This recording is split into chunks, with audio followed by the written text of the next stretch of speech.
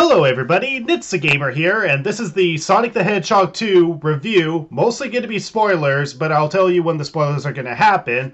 And I'm right here with the Egg Paladin. Good afternoon, ladies and gentlemen. My name is Jose. I am the Egg Paladin, and thank you so much, Nitsua Gamer, for actually having me here in your video. No problem. I'm sure you're gonna enjoy the subscribers that may or may not come over to your channel. This link will be in the description down below or in the pinned tweet down below. So anyways, before we talk about Sonic the Hedgehog 2, we should probably talk about what our thoughts are on the first film, Sonic the Hedgehog, that came out in 2020. So, what are your thoughts, Paladin? Alright, well, good thing you actually asked me, my handsome wolf.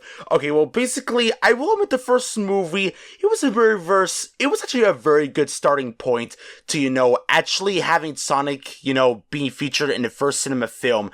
At first, I was kind of mixed, especially after what happened with the first atrocious Sonic design. But after actually seeing it, the movie and how it was redesigned, and seeing all of the dialogue and the written work and the story and the characters, I say it was actually pretty good. So, yeah, I would give it a pass. I actually enjoyed it.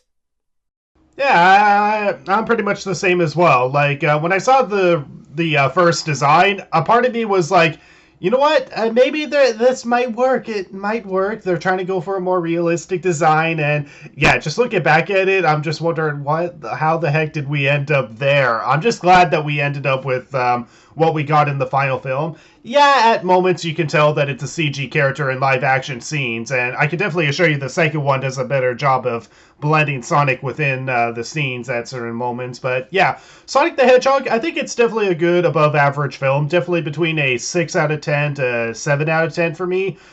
Jim Carrey's Robotnik, while different from the games, is still very unique. What's his name? Ben Schwartz as Sonic. He captures Sonic voice really well, and James Marsden as Tom.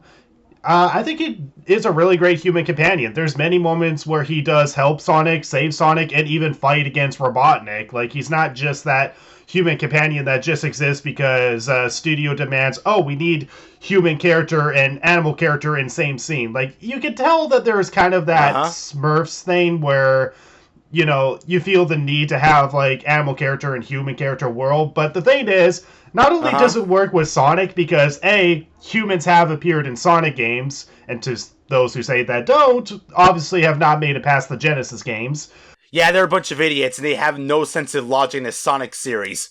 Yeah, but overall, I really enjoyed Sonic the Hedgehog. While I do have some problems with it, a few pacing issues here and there, what I think the first one really does great at is that it captures the heart of who Sonic is. The guy with the heart of gold. The guy who wants to be able to experience life in his own way and also has a strong sense of justice. And not to mention he's also very cocky, fun-loving, energetic, and also full of adventure. And that's exactly what the first movie got right. I'm very thankful for the writers, Josh and Pat, for actually doing a very good job at capturing Sonic's character. Yeah, and I think it does capture a good idea of what Sonic would have been around that time, because obviously the Genesis games weren't really story-based, and for a first film, I think it does a really good job of capturing Sonic's character. Like, he feels lonely, and the fact that he's able to have friends and family by the end of the film is very heartwarming. Oh, yeah, I can agree with that, because it just shows that while he's actually a very cocky hedgehog with a heart of gold, he can be relatable like any other human being, which shows that he has flaws. Yeah, overall, I think it was a pretty good film. It's a 7 out of 10 for me. I was about to say between 6 to 7, but now talking about the good stuff, I'm definitely going to bring it up to a 7. And, yeah. And yeah, the audience and critics, for the most part, seem to put it, like, above average. Like, it's about 63% on Rotten Tomatoes, while the audience reception is 93%. Ah, yes, classic Rotten Tomatoes. The beautiful website where actually is very honest when it comes to their reviews and critiques. Yeah, and then you go to Sonic the Hedgehog 2, where both scores are actually a slight bit higher, with the critics being 68% and the audience being 97%. And honestly, I'm more on the audience side. I personally really thought Sonic the Hedgehog 2 is great. Uh-huh, same here. This movie actually did a lot of great things and actually adapted what the first movie could improve upon more, and I'm very thankful. So, does that mean we're talking about the Sonic the Hedgehog 2 movie now?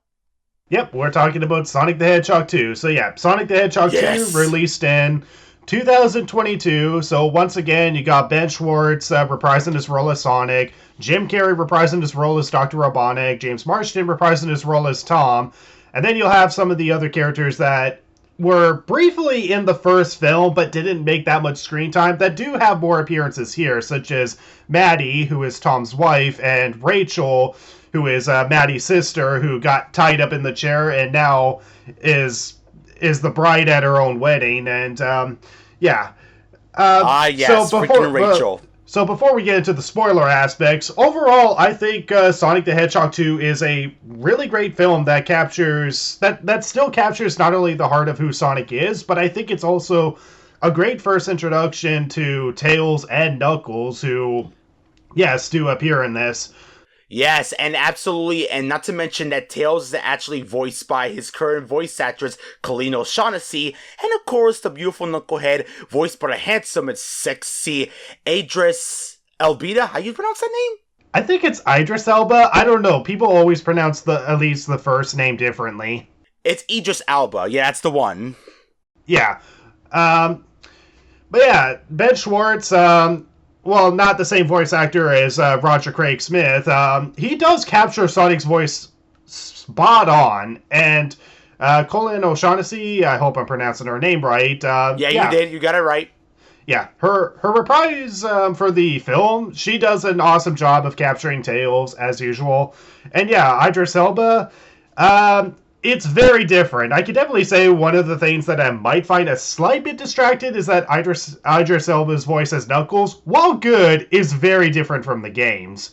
Yeah, I mean, because the thing is that Idris actually, like, gives Knuckles, like, a bit of a small, like, UK accent, if you could actually think that, because again, he's actually from the UK, I mean, what you expect. But then again, it actually is a very interesting take, because it gives Knuckles that straight, rougher than best them type of gruff attitude that he's known for in the past Sonic the Hedgehog game. So it does make sense that he had given that like straight, gruff, tough a personality in his voice. Plus, it also gives a reason for all the fan brats on the Sonic the Hedgehog fandom to finally stop whining and say, "Hey, Knuckles the Hedgehog! Hey, Knuckles the Echidna is actually black, and he sounds black." And there you go, you got freaking African American voicing the freaking red Echidna. So there you go. Happy birthday to you.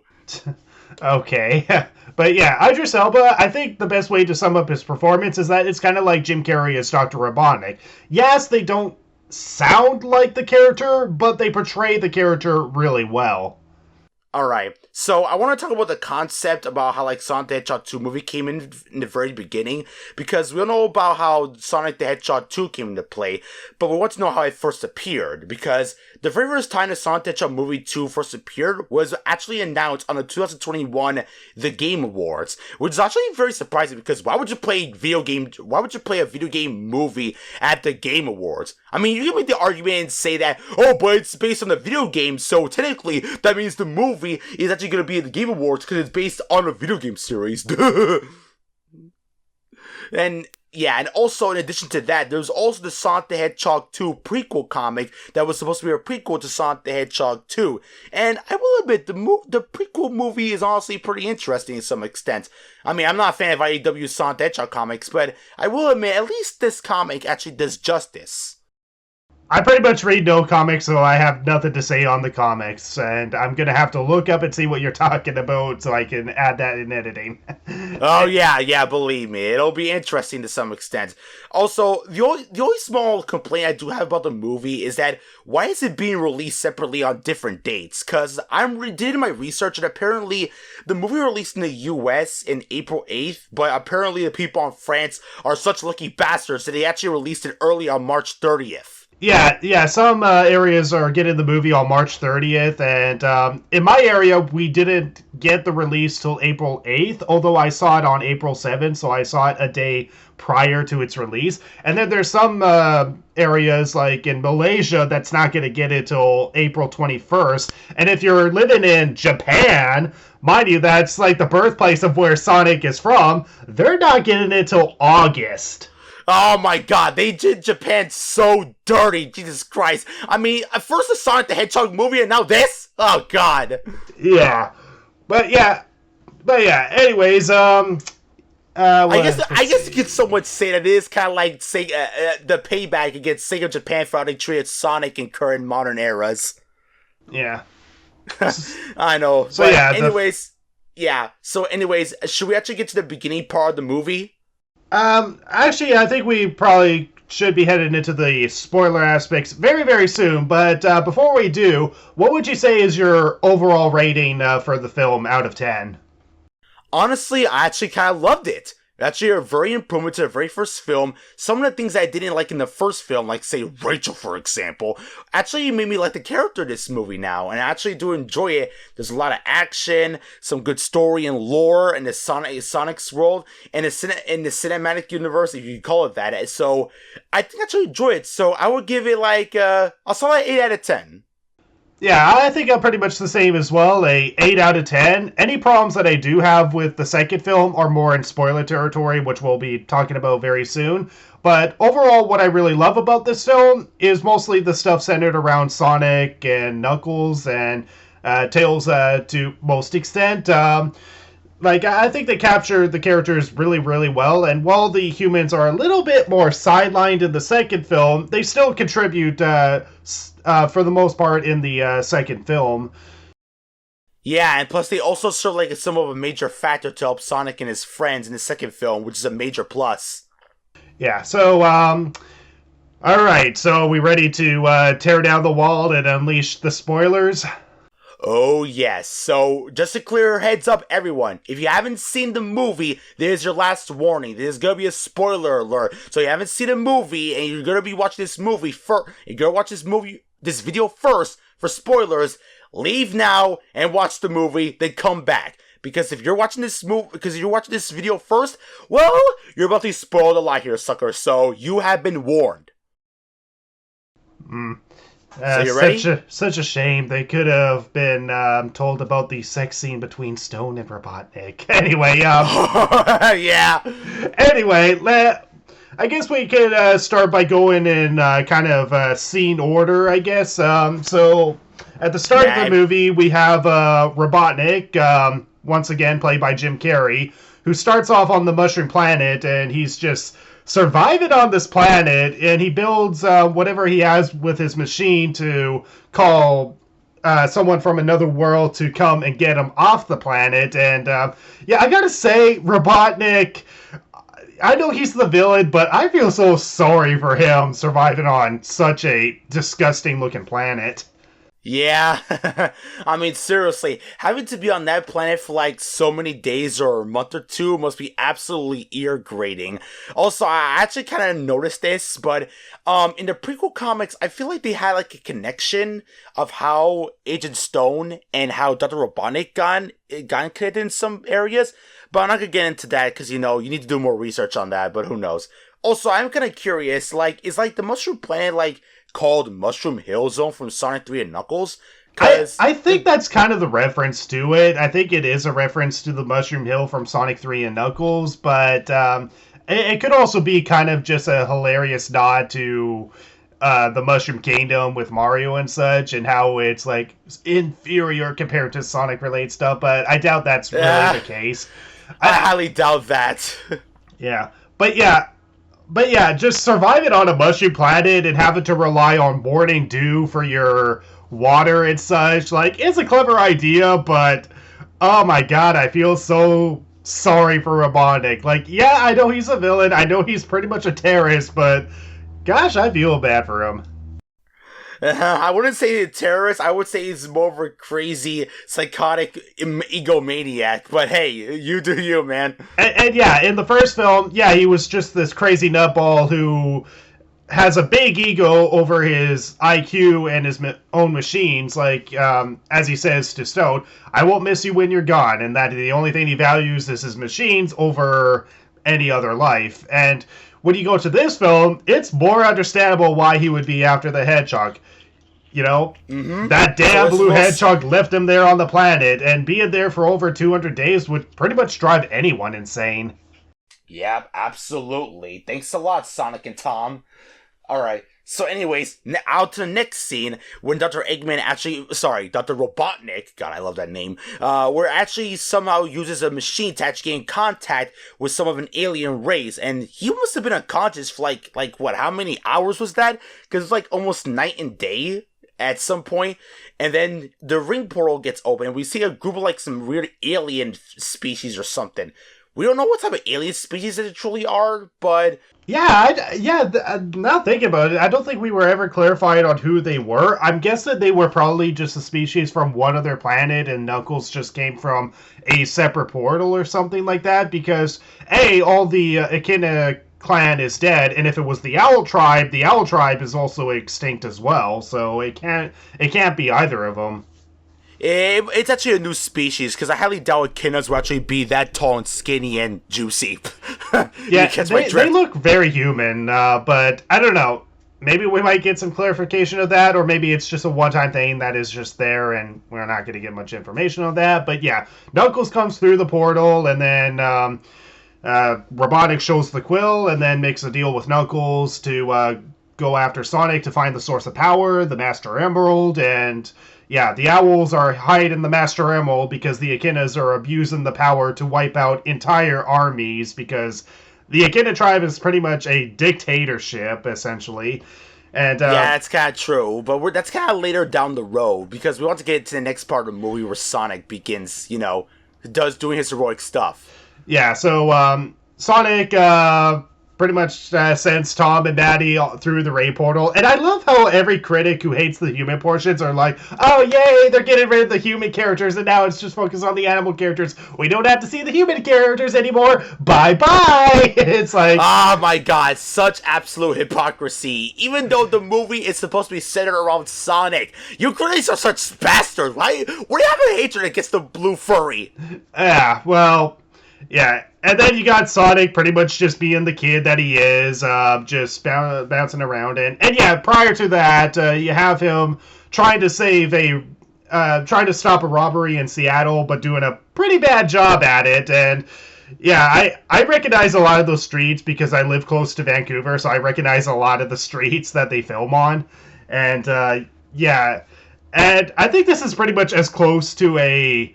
perfect chaos moment as we're gonna get with the sewer drains just popping up. Yeah. That's probably as close to a perfect chaos as we get, because by the end of the film, we see that the Master Emerald does shatter and no chaos or Tikal comes out of it. So I'm guessing that is going to be excluded from the film universe.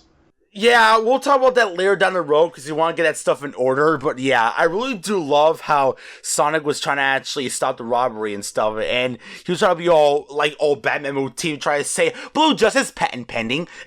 It's pretty goddamn hilarious. And then, we literally cut to the next scene where Sonic was actually, trying to sneak in back to his room, trying to actually get the shut-eye and stuff, and meeting with Tom, trying to go fishing and all that stuff. And we have a funny scene where Sonic was like, don't come in here. This hedgehog's had way too many chili dogs. Oh no.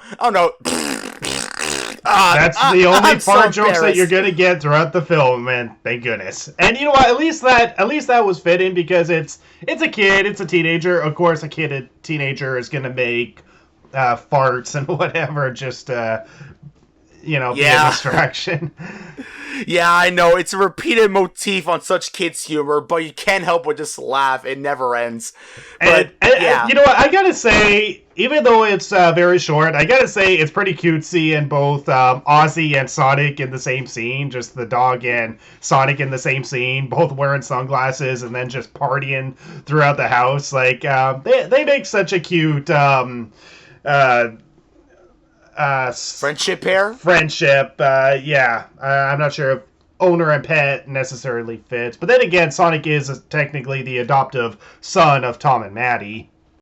Yeah, also, speaking of Tom, I also like the part of the scene where both Tom and Sonic were talking with each other, trying to say, Sonic's that be a bit more careful and more responsible because he's still a kid and still growing, but he's still gives like a nice calm talk, he's not talking down at him like a strict brat or like a strict jerk or anything. He is being like a calm, respectful father, Yeah, a like how his father and father a was. genuine friend, just being completely honest with Sonic. And yeah, Tom is right. Sonic does have a lot of growing to do. We always like to think that we're really prepared for the world, and in reality, we're always not. We're always inexperienced. We always have a lot to learn. Yeah, that is actually very good development for both Tom and Sonic, if I'm going to be honest, and a good gateway to show how their connection is as almost like a friendship or like a family member in some sort. So it's a very good way to actually give a nice message to all the kids out there.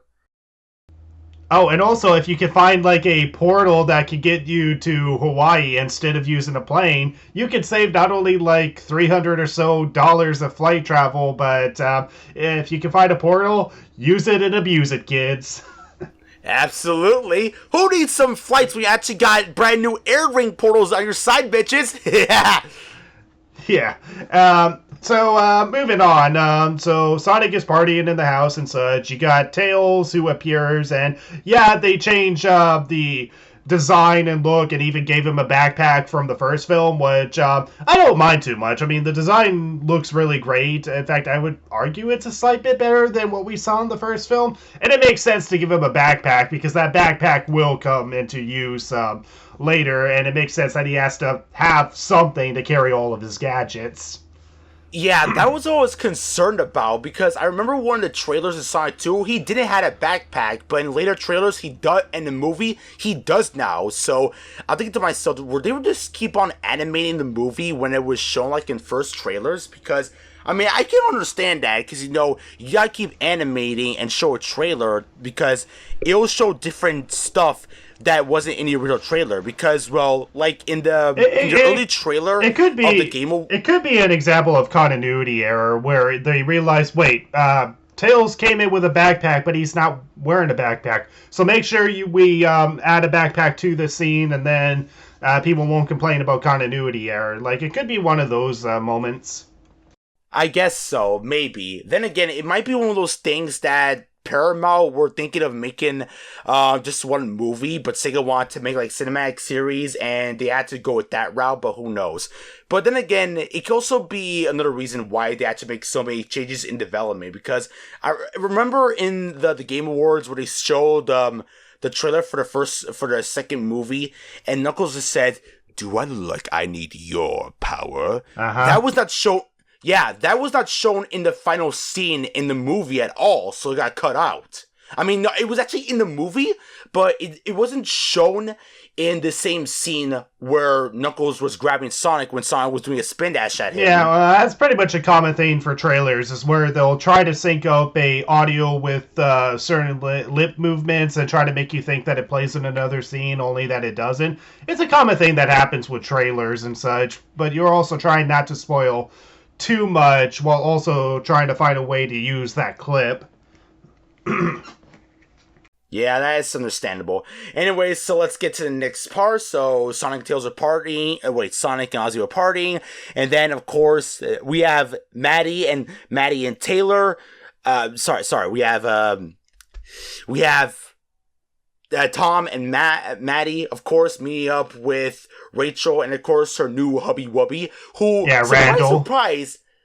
Randall, who, surprise, is actually played by the same guy who actually did Criminal Minds. Yeah, Shemar Moore is the actor's name, I think.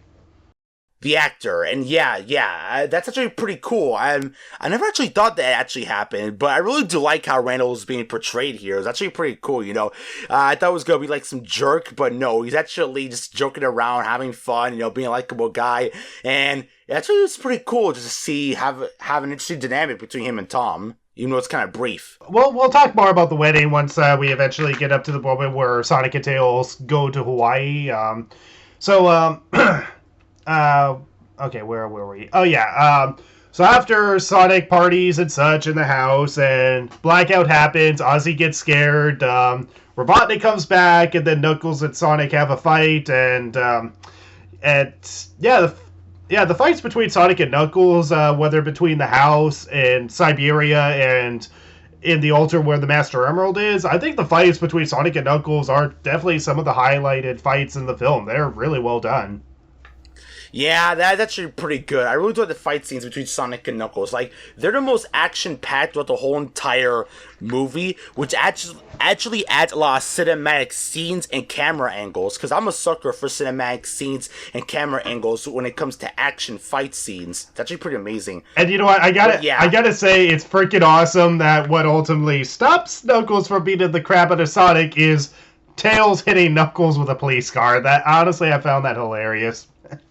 Yeah, I'm not gonna lie, that's a bit of a small nitpick, if I'm gonna be honest with you, because Knuckles was able to actually grab Sonic, who was able to go at supersonic speeds, but then couldn't dodge away from Tails when he ran over him with the freaking police car. I mean, the dude has, like, quick agility and strength, but it could actually avoid that. I don't know, it's very, very alien and whatever, and he's trained to fight things that look more anthropomorphic and not vehicle-like. I don't know. It's a little nitpick, but honestly, it's too hilarious that I honestly have no problem with it. Alright, fair enough. Anyways, to continue on. So, Sonic and Tails are actually just meeting each other the first time in the police car and trying to run. Also, I really like how Tails is using one of his gadgets to control the police car and stuff. Actually, a very nice touch how they bring Tails' gadgets into the mix. Because it feels like it gives me Sonic Battle vibes, you know, where he uses like his blaster to shoot down robots and enemies and everything, and all that stuff.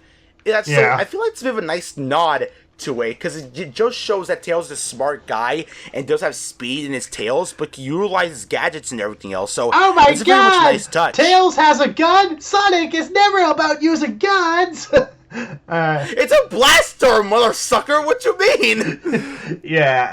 Anyways, moving on. So, if I did have one thing to complain about, at least one of my nitpicks, I would have to say, well, it makes sense to have Wade, the deputy sheriff of Green Hills, you know, come back since he was in the first film. Well, in the first film, he does have, like, you know, a little bit to play with. In the second film, he seems to kind of be there just for continuity's sake. I mean, honestly, I think the only useful thing he does throughout the entire film is give Sonic and Tails brief shelter in his garage, and then after that, even though he stops Stone from doing whatever he's doing, I don't think he really contributes that much to the film, to be honest.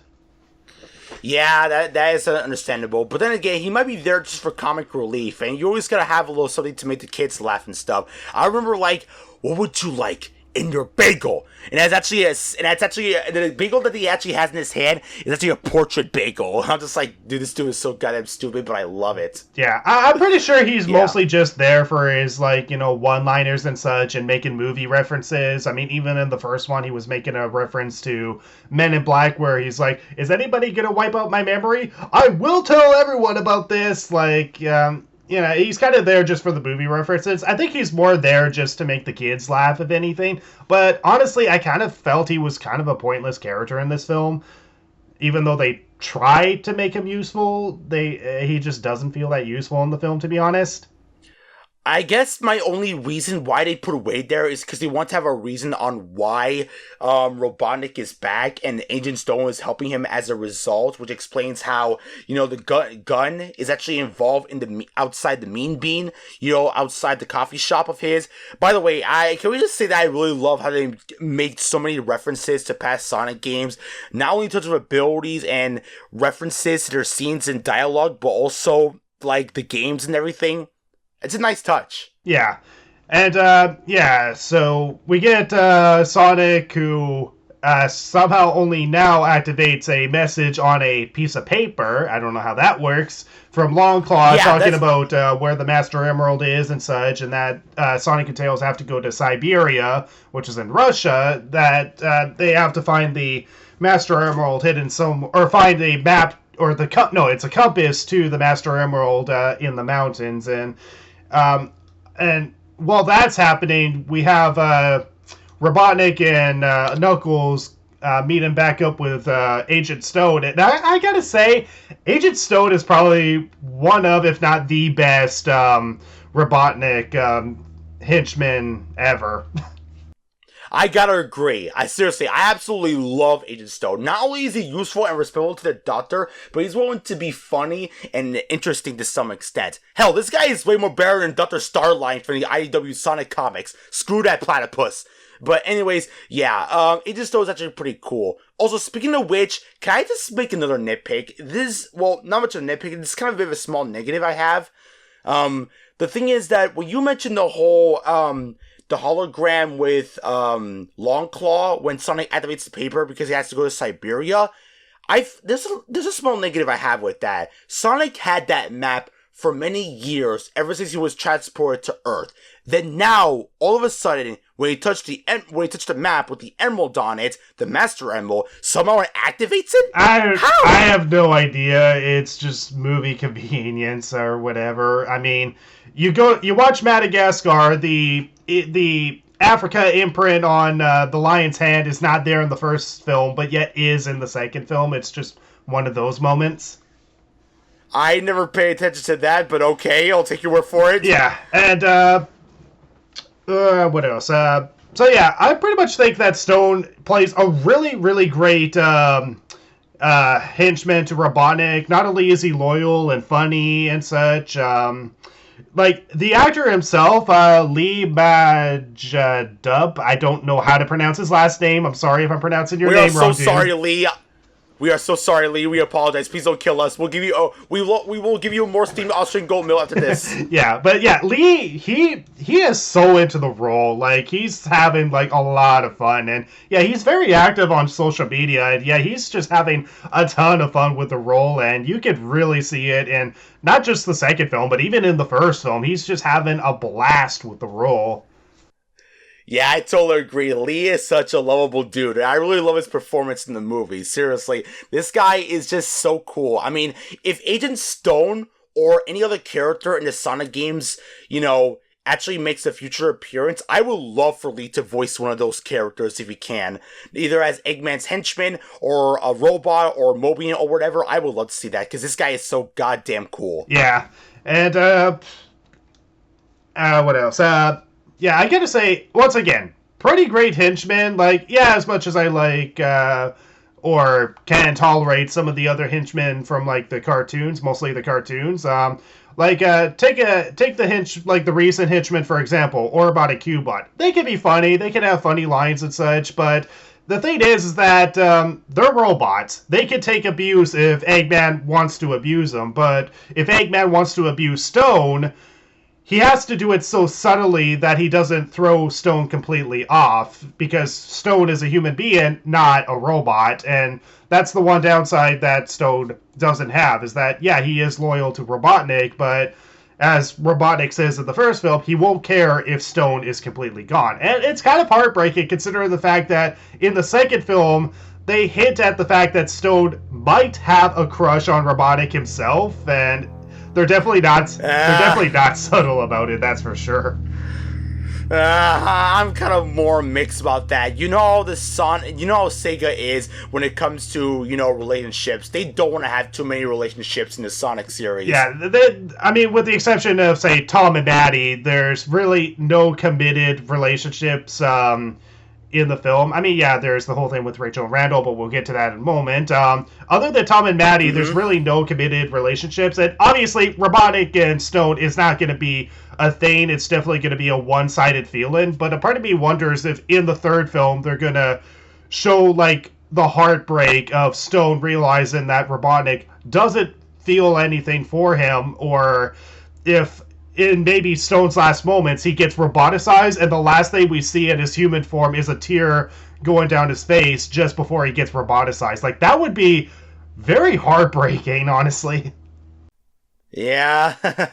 Then again, this is a Sonic the Hedgehog movie, so I'm not sure if they will put much focus in that, but I wouldn't mind seeing that through and through. Like, come on, Robotnik, why won't you accept Stone's love? He is a mad lad, he is a juicy sucker! Yeah, well, we'll see where they go with it in the third film. If they bring Robotnik back for the third film, because there are rumors of Jim Carrey possibly quitting acting, but we don't know how much that is confirmed or if that's going to happen.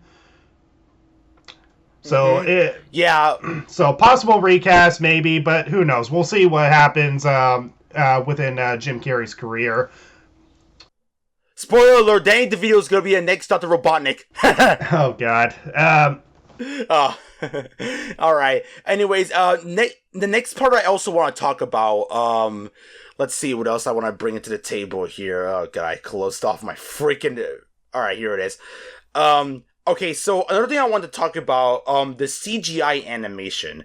The CGI animations, I know we talked about, like, the action scenes, but I also like how they did the animations for Sonic, Tails, Knuckles, and the rest of the effects for this movie. They look absolutely fantastic. Yeah, they actually look really great. Like, I'd say it blends in well because they have, like, obviously they filmed the second one with the idea of what Sonic, Tails, and Knuckles are going to look like. With the first one, they were mostly filming with a model that looked more like the original model that they were going to use, and when they had to replace it, you could definitely tell in some scenes that it's pretty much a CGI model within some scenes, but with the second one, Sonic blends into the scenes a lot better. Yeah, especially with the scene when where Sonic was running all the way to the temple, from Hawaii to the temple to the Master Emerald. That scene was insane. Like, the amount of graphics they had to put in that, the amount of effort in CGI. I'm kind of jealous. I want to know exactly what softwares they actually made with that, because I want to learn about doing that type of stuff. It looks pretty interesting. I don't know, probably Autodesk Maya or something. I don't know. Or maybe Cinema 4D or Blender. Yeah, I doubt they would use Blender, but anyways, the next scene that they go to Sonic and Tails is at a Siberian pub, and actually one of the cool things, like, even though it's a technology that isn't brought up until Sonic Colors, it's kind of cool that they bring up the translator that Tails has and how it constantly mispronounces translations and such, and how that screws them over. Oh yeah, the Miles Electric. Yeah, and I like how they ask for like a beef stew or beef soup, and what they get is beef tongue instead. Yeah. Yeah, and then next thing you know, you got a whole competition, and it looks like, oh no, they're gonna fight Sonic and Tails, and then suddenly, dance off. It's like the most random what the F moment ever. Yeah, that is completely random. And that's like Babunga is, where you're trying to actually go to fight some son of a bitch, but instead you're just gonna be, dancing with this sucker. It's like, hey, yo. Oh my god, that was out of nowhere. Okay, now I guess before I talk about what I thought of the dance off, usually when I watch reviews, there's usually two problems that people have with the movie. The dance-off in the Siberian pub, and the whole subplot with the wedding. Those are usually the two aspects that people have the most problem with. Now, in terms of the Siberian pub dance-off, honestly, I thought it was going to be one of my most negative criticisms of the movie, and how it's just filler and just there to make the kids go, cool, dance off, and just have the kids be happy. But the more I think about it, the idea of how they're just dancing out of nowhere and it's weird is kind of the point, because that's kind of fitting into Tails' story arc, that he is weird. He is abstract from his own people in his own village. The fact that he has two tails, he's seen as weird. He's seen as different, and to a lot of people in his village, that is seen as a bad thing. But as it shows, being weird, being different is a good thing. And I thought it was a good bonding moment between Sonic and Tails. In fact, I think when it comes to Sonic and Tails' relationship, I think the Siberian pub is probably the strongest point in their relationship.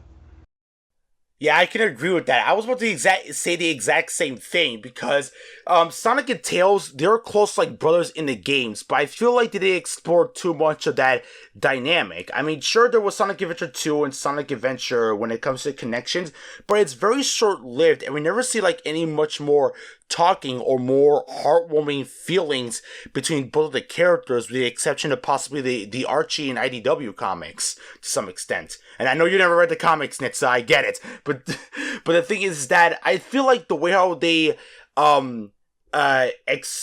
explained it here, how they executed it, was done very well. And it just shows that no matter how weird you are, people, they're still human beings, and no matter how different you are, you can still be accepted into society. to anxiety. Anxiety? What the hell is wrong with my voice? Sorry.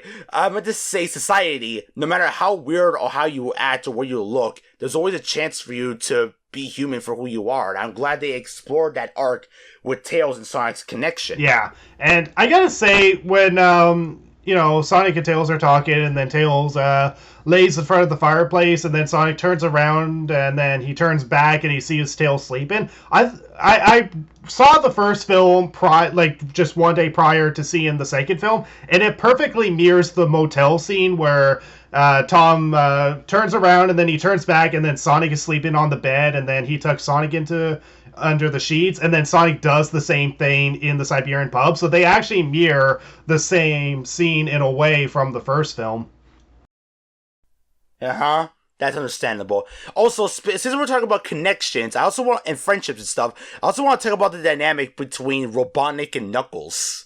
Because I really do like how they try to go with the whole classic Sonic games route, in which they try to explore the lore of and the connections between the characters. Because we all know in the classic era in Sonic 3 and Knuckles, like Eggman tricked Knuckles into saying that Tails and Sonic and Tails were going to steal the Master Emerald, but they never got in depth with the whole connection between Eggman and Robotnik. But then again, it was just video game limitations, so I guess I could somewhat understand that, and it was environmental storytelling at its prime. But here in the movie, I like how they try to explain it. Sure, it was a bit gruff around the edges, but they try to go into much more of an evil, cynical, but kind of, interesting and kind of normal way how they explore that connection.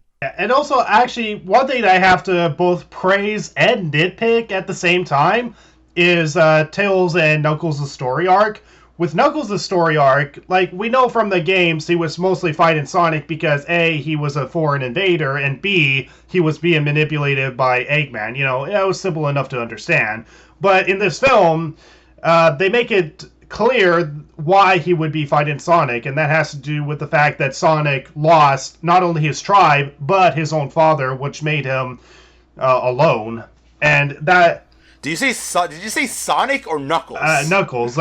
When Knuckles lost... Because I heard you say... Okay, the reason why I said that is because I thought you said Sonic for a second. Okay, mistakes aside, Knuckles loses his clan as well as his father, and then he is alone, and that of course mirrors Sonic with his parental figure Longclaw losing Longclaw and Sonic being alone for years. I like the fact that they not only made Knuckles fight Sonic because he's foreign and being manipulated by Eggman, but also for the fact that Sonic has a connection to the tribe that killed his own tribe and his father. So there's a reason for him to want to fight Sonic. There is a reason for Sonic to have to fight Knuckles, because Knuckles' clan is pretty much what is responsible for Longclaw potentially dying. I don't think they really clarified that she dies, but we can pretty much assume that she did die at some point. Well, actually, in the IDW prequel Sonic comics, there was actually some sunflowers and a portrait of Longclaw that Tails actually found in one of the locations, which shows that Longclaw did indeed die. Yeah, and there was a deleted scene in the first film actually that actually clearly shows Longclaw passing away because she actually went to Earth with Sonic, but that was a deleted scene in an alternate cut of the film, so that's not canonical. But yeah, we could pretty much assume that Longclaw is dead, unfortunately. Yeah, that's true. There's even a book that came along with the first Sonic the Hedgehog movie in a DVD, which says that Longclaw is indeed dead. So all the things that, and plus even the deleted scene that you mentioned, that says Sonic was going to go to Earth with Longclaw, it shows that one of the original script ideas was going to have Longclaw die of old age. So no matter where you look at it, Longclaw was going to die regardless. No matter if it was in the movie, or it was in the comics, or in a book, or even deleted scene, that bitch is gonna die regardless. So there's no hope for Longclaw at all. So that's the one part that I find really great, is that not only do they give more of a justifiable reason for Sonic and Knuckles to fight, and all that, and make it all the more heartwarming when they do get together, because as it shows, no matter what side of a war is right or wrong and such, like, yeah, you could argue that the Owls were more just and that the Echidnas were more evil. The thing is, war clashing between both sides, you're gonna affect, like, the children either way. It doesn't matter how bad the Knuckles, like the Echidna clan were, it's gonna affect Knuckles. It doesn't matter how good the Owl tribe were, it's gonna affect Sonic. Like, it shows that no matter what, war is always gonna lead to disaster or devastation. That is true. Also, speaking of war, I also want to talk about one of the things that Tails and Sonic actually found in one of the temples, like in Siberia or in Russia, like you just said before. I like how they actually got in depth how they explained the lore between the Echidnas and the Owl tribe, because as well as the mentioning of the Master Emerald and the Chaos Emeralds, because I thought at some point they were going to mention the Master Emerald, but instead, no. They mentioned both of them at the same time, because they said that the Master Emerald was formed from the 7 Chaos Emeralds. So, the 7 Chaos Emeralds formed together into the Master Emerald, which is honestly very interesting, because if you play the classic Sonic games, the Chaos Emeralds and the Master Emerald were both separate objects, because if you played Sonic 3 and Knuckles, you have like the Chaos Emeralds, you turn to Super Sonic, but the Master Emerald is separate. And if you have the Master Emerald and the Chaos Emeralds together, they form the Super Emeralds. So I like how they combined the Chaos Emeralds into the Master Emerald to make it like more interesting, and have the Echidnas have attained the Master Emerald to have extreme amounts of power to beat the Owl tribe. And that's a very interesting backstory to explain the war between the Echidna tribe and the Owl tribe, like you said before. So that's actually a pretty nice touch. Okay, well, we're headed into like 48 minutes of our review time, so we'll try to shorten some of it down and try to talk more about the major plot points. But anyways, what I was talking about with how it's great that they made Knuckles arguably even better than the games to some degree, with understanding why he would fight Sonic. If I did have to nitpick one thing, it would actually have to be Tails, and that's for the fact that, well, it's great that they show that, you know, he sees Sonic as an inspiration for confidence, for being brave and embracing his weirdness and such.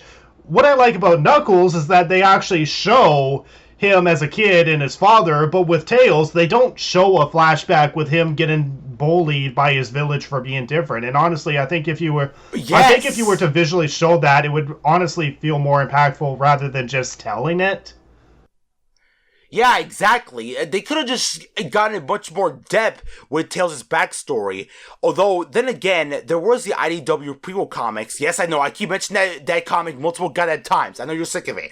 But the thing is that, while they didn't go too much to Tails' backstory, they did explain on how he was able to get into Earth in the first place. So, I guess that's one thing they want to go in depth with it. But then again, it didn't explain too much about his backstories. But... Yeah.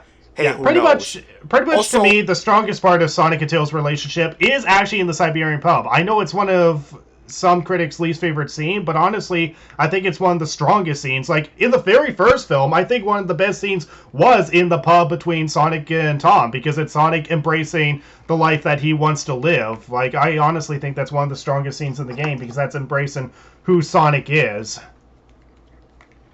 Yeah, also, I know we're just getting close to 50 minutes, but I want to talk about like the wedding real quick, as well as Rachel and Randall. Okay, so yeah, we get to the wedding. You got a wedding between Rachel and Randall. You got Tom and Maddie there, and then Sonic, who's of course gonna have to interrupt it when the it's not a tsunami. What do you call avalanche? The avalanche. Jeez, I don't know my own nature verbs. You got the avalanche coming down. Sonic is like, okay, we need you to bring up the rain portal now, because now is a good time when Rachel is about to marry this dude. But anyways. Yeah, this random ass dude. But yeah, they. It turns out that Tom accidentally switched the portal rain and the wedding rain with JoJo, who actually makes a very small appearance in this. I'm actually kind of disappointed that she makes a smaller appearance in this compared to the first film. Yeah, but it's also just a bit of a minor thing, you know. You gotta give the kitties some screen time as well. Also, But anyways, onto that. After that, when Sonic and Tails finally got to the portal in the wedding, it turns out that the gun agents came into play as well as the gun commander. And it turns out that Randall is actually a gun agent. Surprise, surprise, surprise, surprise. Computer, don't be messing up on me. Okay, good, it's still recording. So anyways, it's revealed that the whole wedding is a setup, and yeah, that's the other thing that people complain about is the whole wedding subplot and all that, and I can understand the nitpicks behind it. Yeah, the human stuff isn't as interesting as the stuff with Sonic, Tails, and Knuckles, but the thing is, you still gotta show stuff with Tom and Maddie, who are essentially the adoptive parents, and the only... And a major factor of the movie. The only thing I would have to complain about it is how much of a coincidence it is that Sonic would actually show up at the wedding. Like, yeah, the whole thing is a setup, but why would that be the perfect time to capture Sonic? Wouldn't the perfect time to capture Sonic be when he's alone, asleep, inside the house? Because you pretty much have the idea that he's in the house. Why can't you apprehend him while he's at the house and not while a wedding is going on in the middle of the Pacific Ocean? Like, why would Sonic appear there at any moment, at any time? Like, that seems like pure coincidence. Of the fact that it actually happened just kind of makes it a little dumber, in my opinion. And I guess that's what some people, even people who have played the games, do find dumb, is the coincidence. I guess. I can't really actually pinpoint that stuff. But anyways, I do want to get to the next point where I want to explain how Sonic, Tails, and Tom were getting arrested and Rachel and Maddie had to team up to actually save them. This is a scene where I started to have my opinion changed on Rachel. Cause in the first movie, I'm gonna be honest, she was a goddamn bitch. I'm not gonna sugarcoat it. She was a fucking bitch. Yeah, because the thing is that she was one of those people that didn't like Tom, marrying Maddie and all that stuff, just being like, not being DIVORCE. Yeah. yeah.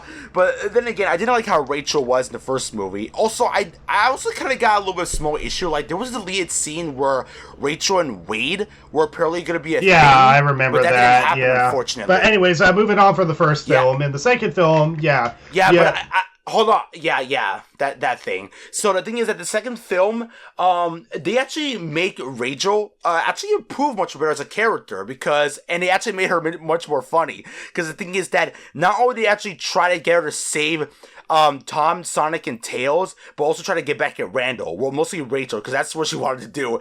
And the way how Rachel was at it, like, pew, pew, bad Randall. That stuff made me love Rachel. Yeah, honestly, the stuff with Rachel and her fighting back against the gun agents was honestly, I know some people don't like it, but honestly, I found it freaking hilarious. It was hilarious, like how she drifts with the golf cart. The golf cart is like exploded in the background, and she's walking away from the explosion while going, "I'm gonna slice your throat, Randall." It's freaking hilarious. Also, I feel like she was drinking champagne at one point. Oh my god. That was an epic scene. Like, my god. I thought it was gonna be like, oh my god, this bitch is being a hothead. It's like, you ruined my wedding. I'm gonna get you, Tom. But no, I was hella wrong. Thank God they made her into a much more likable character. And she's not like those bitch-ass feminists that try to say, how dare you ruin my wedding? I will sue you. I will cancel you. You ruined my wedding. I hate you. And I also love how Maddie actually does save her husband and Sonic in this movie. Like, she did nothing in the first film. Yeah, she was in it. She's supportive to Tom and such. She helped, Wicked Sonic with human smell and salts and such. But aside from that, she doesn't really do much in the first film. In this film, she actually does save her husband and Sonic. So I'm actually glad that they actually gave her something in this film to do. Yes, exactly, which is also another prime reason why she, along with Tom, serve a major factor in the movie. So, massive plus to the writers for doing that. Yeah, but I do love, both Maddie and Rachel, fighting back against the gun agents, I do have nitpicks around it. One, of course, the coincidence of Sonic appearing, but the other nitpick I have is pretty much the whole thing with Rachel and Randall. Like, okay, so Randall is an absolute bastard who turns out to be an undercover agent. The whole wedding is a scam and setup and whatever. Scam weddings, they can happen and such. But what I don't like is that, well, it's kind of badass that Rachel kind of kicks ass and such. I think the part that they should have cut out is where Randall eventually realizes that he does love Rachel, and then the two have a genuine kiss. Honestly, as sweet as it is, that probably would have been better cut out. And the reason why I say that is because, well, we're already in the spoiler territory, and it's probably no surprise that, yeah, Shadow is going to be in the next film. Oh, why you had to mention that? We could say that at the end, hold on. Hear me out. So Shadow is obviously going to appear in the next film, but if you're showing that a gun agent has, genuine feelings for this character, that essentially creates a soft spot and not as much hatred that we're supposed to build up for this agency, because we're supposed to despise Gunn. We're supposed to despise Gunn and therefore relate to Shadow's dilemma based on whether or not they stay faithful to his backstory or not. We'll see. We should feel more hateful to Gunn rather than just, okay, they're just, a bunch of government assholes and whatever. Like, honestly, I think it would have been stronger if they cut out the scene where Rachel and Randall kind of just go, you know what, you might be an agent, but let's kiss and make babies. Just, honestly, I think that could have been cut out. That could have been cut out. Just make Randall an asshole and make her just completely lose the man that she thought that she was going to be with. Honestly, as heartbreaking as it is, that would have been better, and it would have set the Gunn agents up as a threatening antagonist for the third film. But to make them have that sympathetic side, I think kind of dilutes that hatred that would eventually be built up for the third film. I'm gonna be honest, I kind of disagree with that notion, and the reason why I kind of disagree with that is because, yeah, we're supposed to hate Gunn, they're a bunch of assholes, but the thing is, you also have to understand that they're soldiers, and they have to listen to the rule, and the soldiers have to listen to what the commander has to say. But then again, not every soldier has the free will to actually say their piece. I mean, yes, they have the right to actually speak out their mind and stuff, but then again, the agents do have emotions and feelings to actually express how they feel. It's kind of like, you remember in Sonic X, where that guy from the gun agent, where he killed Maria in the Sonic X anime.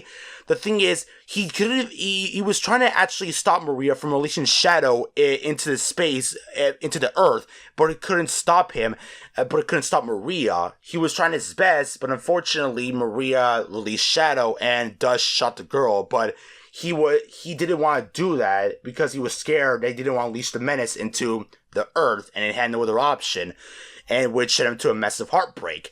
I can somewhat feel this same scene because it just shows that when you're in the military or any other faction, they're gonna have emotions where you feel regretful in some areas. Sure, it feels a little bit rushed, but whenever you have that certain feeling when you're changed, after meeting someone for the first time, you're having second thoughts and second chances for how you feel, if you're making the right decision or not. And that's why I feel like it feels somewhat understandable for Randall to feel that way. So I can't say that scene should have been cut. Do I feel like this should have been a bit more time to explore it? Absolutely. But I feel like the scene works a bit well, in my honest opinion, because it just shows his side of the story and how he's willing to make that sacrifice, even though he doesn't survive at the very end. But well, honestly, I'm still going to stick with my opinion that, honestly, I think it should have been cut out. Randall shouldn't have come out and say, hey, you know what, I actually do love you, let's make babies or whatever. Honestly, I think they should have built up that hatred for Rachel. And if they were going to get back together again, it should have been saved for the third film. Show that sympathetic side later, so that way it will justify a reason for Shadow to say, maybe Gunn is very human. They're not a bunch of monsters as I thought they were because I saw them kill the one person I care about. Like, honestly, it should have been saved for the third film or just cut out entirely. But that's my opinion on that. Like, they make a cute couple, but it should have been cut. Alright, so now that we already discussed that part with the scene with Rachel and Randall, I think we should get to the part where Dr. Robotnik finally gets the Master Emerald. Yeah, so we finally get to the Master Emerald. We'll skip the whole maze part because that's really not worth talking about. The CG stuff was cool, but anyways, you have Sonic and Tail, or not Sonic and Tail, Sonic and Knuckles fighting, and then obviously Robotnik backstabs Knuckles and takes the Emerald for itself. And I guess another nitpick that I will say, but honestly it doesn't ruin the movie for me, is that there are plenty of moments where Sonic could have easily solved the problem if he just used his damn speed. It's clear that he can manipulate time, as seen in the pub from the first film, like in a Quicksilver scene, where he could stop time and literally just solve every problem right away. Why could he just stop time, grab the emerald, escape, and problem solved? You know, it's simple plot holes like that, but that's more of a nitpick because honestly, the Quicksilver scene was kind of a little iffy because Sonic is more going faster than the speed of sound, not faster than just reality itself. So I don't know. That's just a small nitpick. But anyways, moving on. No, Eggman backstabs Knuckles, and then you got Sonic that's drowning. Or no, Knuckles was drowning first. Sonic saves Knuckles. Sonic can't escape, and then you briefly hear the drowning theme. They actually have like the drowning theme playing in the background. Knuckles saves Sonic, and then Knuckles and Sonic eventually realize how similar they are, how Robotnik is the villain and such, and yeah, the whole scene on the beach is actually done really well, in my opinion. Yeah, that's just pretty good. And then also, I really do like how they utilize Robotnik into actually summoning the power of the Master Emerald. Because here's the thing, in past Sonic games, Eggman has stolen the Chaos Emerald and the Master Emerald, but he uses them to activate his monsters or his robots. But there was never a time where he used it on himself to teleport or gain strength. And that never happened, because I do want to see that happen in a Sonic game, because I want to see like Eggman actually going like face-to-face Sonic with, you know, the hand-to-hand combat with him having like a super form or anything. But here in the movie, they utilize that by actually putting that inside of his body and actually having the power of chaos in his possession to summon the giant Death Egg robot. Oh my god. And not only that, having him to use the abilities for like his lightning as well as teleportation is absolute genius. My god, the writers of the movie actually utilized that, and I love how they actually put it into the plate. Yeah, it was really great. And yeah, as I said, the whole stuff with like Knuckles and Sonic is absolutely well done. The rivalry is believable. Like, even if you were to exclude the portion of Robotnik manipulating Knuckles, you could still believe Knuckles going after Sonic because of their past and such, with how they lost their parental figure that took care of them. And, you know, it obviously shows that, you know, even if one side of the war is right and the other is wrong, you know, there's going to be loss, there's going to be devastation. But it also shows that the next generation don't have to fight. They don't have to fight. They can be better than their parental figure that raised them, essentially. And when they actually do come together and actually work together as a team, it feels very genuine. Uh-huh. Yeah, that's just pretty interesting. Alright, I think we already get this part dragged on for too long, so let's just try to get to the end scene where Knuckles... Okay, so climax, you got the big egg robot and such. Yes, where Tails and Knuckles were Sonic, Tails, and Knuckles were fighting together against Eggman's robots, as well as a giant Death Egg robot, and having the plane from the wedding, you know, the Sonic 2 plane, was absolutely intense and fun. Like, that was one epic climax, and near the end, where all devastation was lost, and Knuckles punching the hell out of Robotnik to get the Master Emerald out of his back, like out of his body, was amazing. Yeah, I love how Tails and Knuckles actually become the ones that actually get the Emerald out of Robotnik, but then it's Sonic that eventually stops the whole thing. Like, it shows that, yeah, Sonic can do things, but he can't do it alone. He does need this team and such. And, you know, that's obviously one of the nitpicks from the games, is how people are like, oh, Sonic has too many friends and all that, and blah, blah, blah, blah. And, yeah, sure, there could be too many characters at times, but they're not entirely useless. They do play a part in Sonic's story. Yeah, that is true. And near the end, where the Death Egg robot nearly caused damage to Sonic and all hope was lost, Tom and Maddie came in to help them, which also explains their usefulness and how major their characters are in the movie. But near the end, when the Master Emerald gets shattered thanks to robotic usage of it, it actually pops out the 7 Chaos Emeralds. And near the end, where Tom, Maddie, and Sonic all together, hanging on, show that they'll always be together and love each other, the Chaos Emeralds pop inside Sonic, and then the magic happens. Yeah, well, it's kind of just like what Sonic Adventure 1 says, is that while Robotnik is using like the negative powers, Sonic is using the positive powers, and the power of love and family and friendship is ultimately what turns them into Super Sonic. A little cliched, but honestly, it's heartwarming. Yeah, it's great, and plus, it's an amazing way to introduce Super Sonic, because we didn't know Super Sonic was going to be an actual thing. I mean, the Master Emerald, I was concerned about that, because, maybe they were going to use Super Sonic. Some people say it's not going to happen. Those people who say it's not going to happen are wrong. Yeah, well, I will definitely say maybe just a slight nitpick is that, yeah, Tom and Maddie showing up to save Sonic at last minute is, again, another example of coincidence. Like, they could show up and they could have done nothing. Or they could show up and suddenly be squashed and that was all for nothing.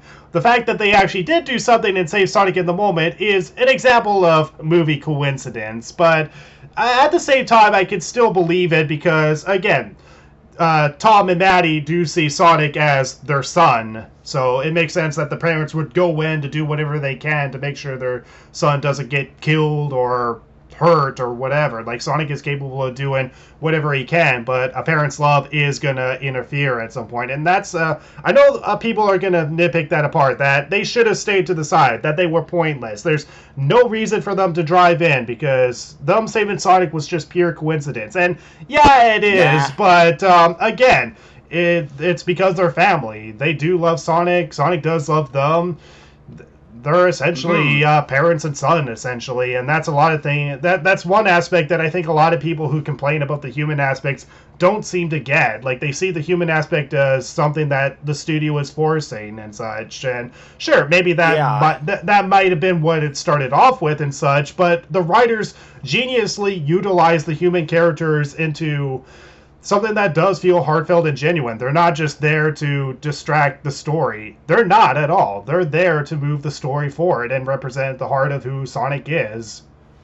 That is true, and plus it also gives them very good development and messages to show that no matter how family is, they'll always be there for each other. Because if you don't, I mean, what type of message would that set up for their children? Yeah. Yeah.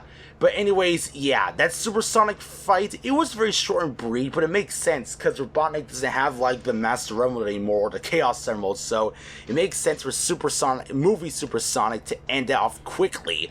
And finally, with the final quote that Dr. Robotnik says, "Later, hater," is an absolute good touch. In a great way. Also, I really do like that small scene where movie Sonic, for some reason, has the power of God, and summons the chili dog out of his own hands. Yeah, that was awesome. The original Super Sonic from the game's never done that. Not even, I think the Archie comics made, but not the games. I mean, the closest thing we get, but it was really more Sonic going through a portal, was in the Black Knight, but yeah. Anyways, after that, I'm not going to have clips to show this, so let's not drag this out for too long. You got the final scene with Sonic, Tails, Knuckles, Tom, and Maddie, so family and friends playing on the baseball field, and it's definitely a very heartwarming moment, especially for Knuckles, who has been alone all this time, and I really love how it ends on the baseball field, because in the first film, we see that that's where Sonic is alone and depressed, and when he realizes that moment, and that's what kicks everything off in this series, is him pretty much using himself too much in the baseball field. Don't take that quote the wrong way. I love how the baseball field starts off with him feeling lonely and depressed, and the second film ends with him having family and friends in that same field. I love that, how it ends there. Yeah, that is true. That's actually a very good way to actually, end off a very good kids scene, because it just shows how well developed everyone has been through. You had Sonic actually going through, facing against Robotnik, Tails going through his arc, Knuckles going through his struggles, and Tom and Matt actually being there for Sonic. So it's a great way to end it off on a high note, so it makes sense. And of course, we have like them having the Master Emerald in their possession. They don't have the Chaos Emeralds, just the Master Emerald. So I guess we have now a reason how the Chaos Emeralds and the Master Emerald are now separate. Yeah, and actually two things to note. So yeah, it is very heartwarming seeing Knuckles have fun, even though he's oblivious to certain things and such. Like it's really heartwarming being able to see him go from like this lonely warrior to someone who is discovering what it's like to have friends, what it's like to have fun, and it feels very genuine and heartwarming. And as I said, Idris Elba, very different sounding than from the games, but he captures Knuckles perfectly. In fact, I would argue that this is probably the best portrayals of Knuckles ever, honestly. I think he's honestly a little better than the games. I totally agree with that, because the thing is that they captured Knuckles' gruff, tough personality, but still has a little bit of sense of mellow and gullibleness, like how he was the Adventure era, or even Sonic X. Because they made him like a little gullible and a little bit like a little silly at times, but he still be strong, brave, supportive, and strong and brave when it comes to very serious moments. So I'm glad the movie was able to capture that, unlike how the modern era is capturing Knuckles. Yeah, with the modern era, yeah, he does have like, his smarts and such, but he also is played very, very dumb, and I'm not just talking about the Sonic Boom era where he was mostly played dumb, but even with some of the modern games, he is mostly played as the dumb character that with a lot of strength, and yeah, that's part of Knuckles, but that's not the entirety of his character. That's true. There's more to it than just that. But anyways, now let's try and close this off with the final scene with the post-credits. Okay, so after we get like the 8-bit credits and all that, which is still very creative, we go to the post-credits where we see the Death Egg all falling down. Robotnik cannot be found, so his fate is ambiguous, and with Jim Carrey leaving the set, who knows what they're going to do with that. But we see that Stone is in disguise as one of the agents, so if there's potential for Shadow to be released, it might be Agent Stone that releases him or something, but who knows. But anyways, we get the lady that's saying that they found a project dated over 50 years ago. Once you hear 50 years, you know what the reveal is going to be. 50 years ago? What can this possibly mean?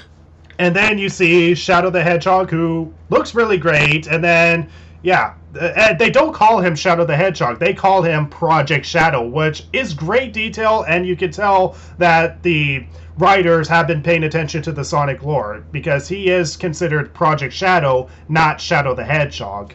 Yeah, I agree. I feel like, seriously, the movie Sonic writers, Josh and Pat, should totally write for the future Sonic the Hedgehog video games. But that's just my personal opinion, because they do a lot of good jobbing with the movies.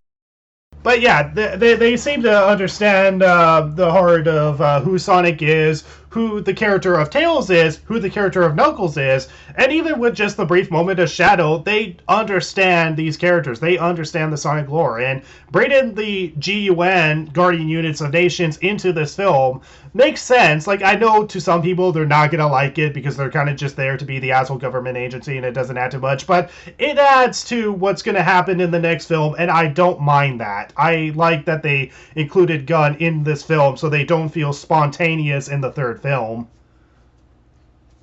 Yeah, that is true. Yeah, and I guess we should talk about whether or not if we're skeptical or excited about Shadow the Hedgehog's appearance. What do you think? I'm hyped for Shadow's appearance. I mean, you know my love for Shadow the Hedgehog. He's the ultimate life form. You cannot get rid of me. I have fangirls and fanboys needing me to appear in a third movie. Okay, so yeah, in my opinion, I'm both hyped and skeptical. Skeptical because I would argue that they are introducing him too soon, but here's the thing to keep in mind. The first film was essentially their own version of essentially the first game in a way, but in their own way. It's a different universe. It's obviously not going to be exactly like the games. And then you go to the second film where it's more between Sonic the Hedgehog 2, Sonic 3, and Knuckles, and just a little bit of the adventure stuff with Tails gaining confidence and all that sort of stuff. And again, Knuckles being gullible and manipulated by Eggman and such. They make it clear that Chaos and Tikal are not going to appear in this series because we see the Master Emerald shatter. So they're not going to appear. So with Sonic the Hedgehog 3, it's definitely going to be going more into the Sonic Adventure 2 era, around that era. And honestly, that's the era that I personally grew up with, and that's the era that I absolutely love. I absolutely love that era. Despite some of the flaws here and there, I love that era. The Sonic Adventure 2, Sonic Heroes, and even Shadow the Hedgehog, which I actually like. I love that era because I feel like that's where a lot of the games got really story rich, and I love that era. Yeah, I agree with that. The Sonic Adventure era as well as Sonic Heroes are one of my personal favorites as well. They say that those games are the last good Sonic the Hedgehog games, which is bullshit, but I really am happy that they fully utilize, the story elements for not only classic games, but now Adventure era. It's absolutely amazing how these writers put so much love and attention for the Sonic games to give Sonic fans, both new and old, a chance to actually give it a nice slice of the pie, so... But I'm definitely hyped for it because I think the writers do have the potential of bringing in a great Shadow the Hedgehog. If they do it better than Sonic Adventure 2, I'll be freaking impressed. And I guess the only two nitpicks I have is that, A, it could possibly be too early to introduce Shadow, but considering how much they've shown in the second film, it might be okay. They might do Shadow really well. But I guess the second thing is that... obviously, they're going to do stuff that is both similar and different. Obviously, the similarities is that he's a project from over 50 years ago called Project Shadow. That's so far the similarity that we know. But is he going to be... But are they going to show Gerald Robotnik or Maria? Are they going to have the guts to show or even tell that a 13-year-old girl got shot by the military? Are they going to have the guts to show that? And I guess that brings me another point that could go wrong because it's kind of similar to Sonic and Knuckles in a way, where Knuckles loses a parental figure and Sonic loses a parental figure to a tribe with trivial matters. And in some ways, that's kind of similar to what Shadow goes through. He loses someone he loves through trivial matters. It's very, very similar, and I think that similarity might be a little too noticeable. But the difference between Sonic, Knuckles, and Shadow is that Sonic... Yeah, he could see Longclaw's possible last moments, but there was nothing in particular for him to be scarred by because he did actually see his loved one getting killed. And same thing with Knuckles. His loved one just simply didn't return back, but when we go to Shadow, he does see the person that he loved the most get shot and killed. There's more trauma going on with Shadow, and therefore more of a justifiable rage because GUN is still active. Okay, I don't know how that's going to be functional, but I think that we're digging too much in that situation. So all I can say is that, because we're already dragging this out for way too long, so... My only, I know there's some more things to talk about left, like the Knuckles spin-off with the Sonic series that's come on Paramount Plus, but we don't know too much information about it, aside from Idris Elba voicing Knuckles now, and as well as, being part of the third movie. But all we can say is we'll just wait until Paramount and Sega do anything else with that, because so far there's so much more Sonic stuff in the future that we have to wait for, because we have more stuff for Sonic, like with Sonic Prime, Sonic Frontiers, and Sonic Origins, and that ever gets announced at some point. But I think it might be best we'll just have to wait and see until that comes into play, because I feel like we dragged this for way too long. So anyway, my quick summary thoughts on Sonic the Hedgehog 2. I thought it was really great. They do Sonic, Tails, and Knuckles really well. The human characters, they can be filler at some moments. I think still fit into the Sonic story that they're telling very well. You could exclude them from the games and such, but this is their own universe. So honestly, I have no problem with Tom and Maddie still being in the story and such. And the few nitpicks that I do have is mostly around the fact that, A, they probably could have shown a scene of Tails getting bullied to make that scene of him feeling left out be more impactful. And the other part is that there are a few scenes that, or a couple of moments that could have been cut out during the whole Rachel fighting against gun thing. Like her kicking ass is hilarious, but I think they could have cut out her and Rando eventually realizing that they still love each other. And another thing that, I think and I think another, you already, I think hold you on, already hold on, established that. wait, and another thing that they probably could have cut out is when the gun soldier falls onto the table. Like they lift the gun soldier up in the air and then he suddenly falls onto the table. If you never show what happens to him, I think that would have been funnier if they never showed what happens to him after getting lifted up in the air. I guess that. Then again, you don't know if he's actually alive or dead or not, because that will leave a little bit of interesting implications of if he's alive or not. You don't want to have death in the kids movie, more or less. And aside from some skepticisms of whether or not if they'll handle Shadow right or not, overall I think it is a great film. You should definitely go see it, whether if you're a Sonic fan or not. An 8 out of 10 for me. So, any quick last minute summaries from you? No changes. I mean, I'm still hyped for the third movie. The second movie improved a lot of things. I love Rachel. The animation's great. The characterization is fantastic.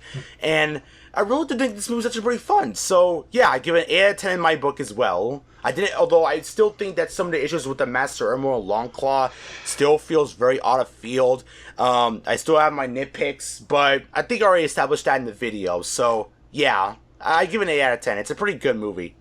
Go see it now in theaters now. Yeah, the Rotten Tomato score, the 68%, definitely not a good representation. The 97% from the audience score, maybe a slight bit too high, but it's definitely a really great film. Definitely go check it out. And yeah, that's all we can say. So be sure to subscribe to the Egg Paladin. His link will be in the description and pinned tweet down below. And yeah, thank you guys so much for watching, and we'll see you in another It's a Gamer video. Have a nice day, ladies and gentlemen. What do you mean day? It could have been night.